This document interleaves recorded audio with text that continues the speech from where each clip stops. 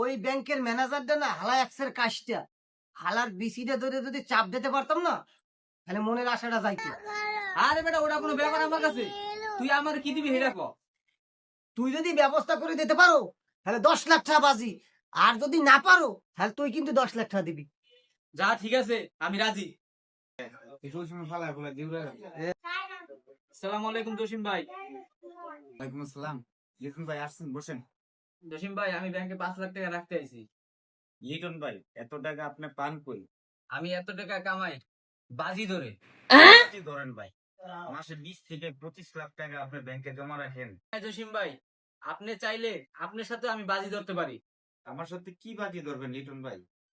ভাই আপনি একটা খারাপ। জসিম ভাই, আপনার তো একটা বিচি নাই ভাই। Oh my god. দুটোই আছে ভাই। জান আপনার কথা, 5 লাখ টাকা আপনার বাকি। তাহলে 5 লাখ টাকা আমার এখনো জমা রাখেন।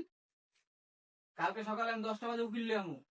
বেশি টাকার মামলা তো, যদি আপনি পান তাহলে আপনি নিবেন, আর আমি পেলে আমার দিবেন।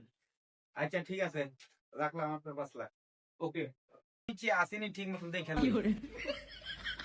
পরে আমার তো বিচি মিচি সবই ঠিক আছে। যা হালা একটা গোয়া মারা খাইছি। উকিল সাহেব চেক করেন। আচ্ছা ঠিক আছে, আমি চেক করতে আছি। Okay. হাই রে আমার 10 লাখ টাকা রে, হাই হাই হাই। আপনি কেন দেখা গেল ওর যাইব? আরে ভাই ওই হালা আমার লাগে বাজি মারছে। 10 লাখ টাকা যদি আপনার বিসি দেই দিতে পারি তাহলে আপনার বিসিতে আপনি হাতাত দিবেন, এটা তো আমি জীবনে কল্পনা করি না। ভাই আপনার বাবাজি ধরছে, আমার বাবাজি ধরছে, হালা দি ডাবল বাজি ধরছে। হয়তো খারাপ মানুষ।